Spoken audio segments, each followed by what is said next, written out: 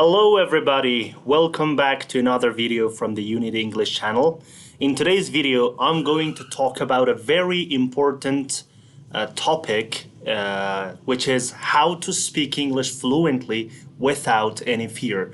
So most of my students have asked me about this problem and they said, we know a lot of words, we know all the grammar rules, but when it comes to speaking, we're not able to speak fluently. But don't worry, in today's video, I'm going to give you a step-by-step guide to overcome fear and speak with confidence, speak fluently. So let's get started. First of all, the real problem, let's find why you're not able to speak English fluently. So the real problem is that it is not about the vocabulary or the grammar. Most learners know enough words, but still they cannot speak English fluently. And grammar knowledge doesn't help in conversation. So the point that you know a lot of grammatical rules doesn't exactly mean that if you know grammar, so your speaking can also be very good. It doesn't actually matter. And the next one, fear blocks what you already know. So most of the students, they actually speak very well. They know a lot of English vocabulary. They know all the grammatical rules, but they're afraid of speaking. They think that people will judge if they make a mistake, or they believe that if they misspell or mispronounce a word, people will actually laugh at them, but that's not the case. So let's talk about what fluency really means. See, fluency means expressing yourself comfortably. So it means you are able to express yourself comfortably and you speak without any translation. Most of the time, students, specifically students who are speaking English as a second language, so most of the time they are actually translating the sentences they want to say in English. So that is why translation stops their fluency. And the next one, being understood by others. Fluency means being understood by others, and accent doesn't really matter. So people believe that when I speak English, I have to sound like a native English speaker from America or England. That's not the matter. That's not the case. What matters the most is that you're able to actually understand what others say, and you're able to convey what you want to say to them. And the next one is that enjoying conversation. Fluency will help you enjoy the conversation, and it will help you connect with people because you're a fluent speaker. So now I'm going to give you some steps that will help you improve your fluency and speak English without any fears. The first step is called shadowing technique. So what is the shadowing technique, everybody, and how can you boost this technique? So in the shadowing technique, you listen to native speakers. So how do you find native speakers? You use podcasts or YouTube videos. So what do you do then? You repeat exactly what they say. You listen to them and then you repeat exactly what they say. So you try to match the tone of the voice and the rhythm of the sound.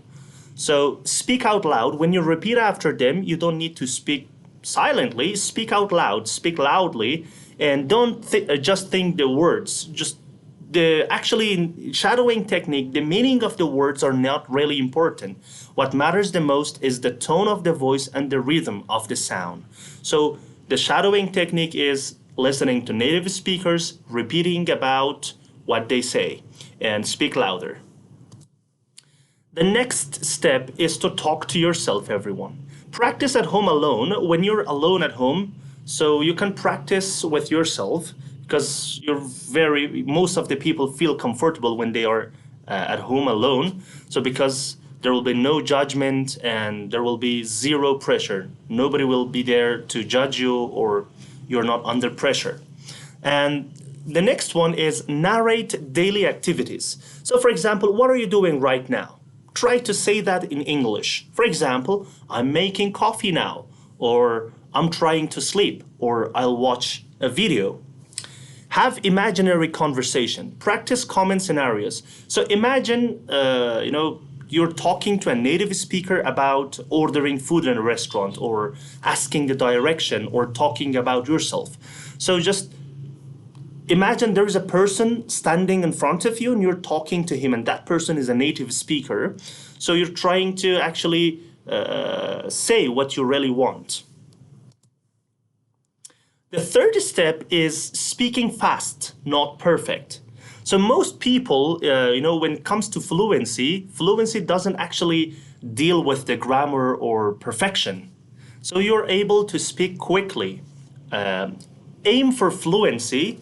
Keep your sentences fluent and fluid.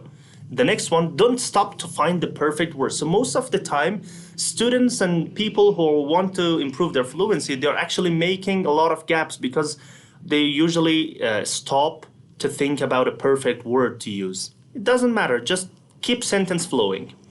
And embrace your mistakes. When you make a mistake while practicing, it doesn't matter because errors and mistakes show that you're learning. Even native speakers make mistakes too. So it's pretty normal when you speak English, you make mistakes, and that's completely okay, everybody. So the next one, use filler words. Most of the students, when they speak English, they make a lot of gaps, very awkward sounds like these kind of sounds. So why do you make these kind of sounds? It's actually because your brain needs time to prepare the next sentence. So in order to buy some time and avoid using those gaps like try to use filler words like well, actually, or the word so. So these words buys thinking time. These words buy some time for your brain to prepare the next sentence. And step 4, record yourself. This is very important, everybody. So record a short speech at 1 to 2 minutes on any topic. So imagine you're at home, you're completely actually practicing English. You choose a topic, probably about school, about your best friend, or talk about yourself. It doesn't matter, you can choose any topic.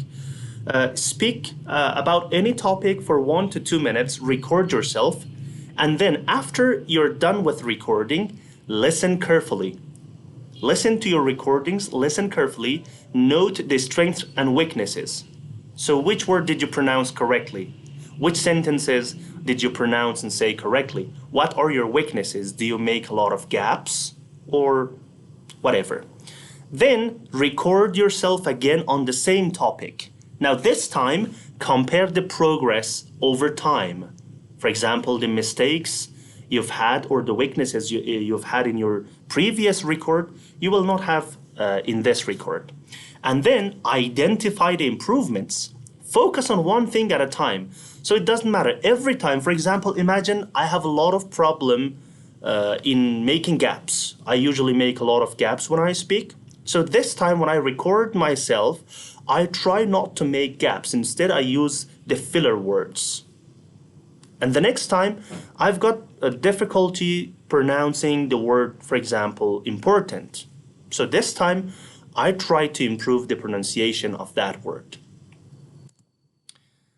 Daily practice, even 5 minutes, everybody. So daily practice matters a lot in speaking English fluently. Consistency beats intensity. You have to remember that. 5 minutes of practice every day is better than 2 hours of practice every week. So try to actually practice at least for 5 minutes every day. So most of the students say, well, I'm completely busy or tired or I feel sleepy right now, so let's practice it on the weekend for 2 hours.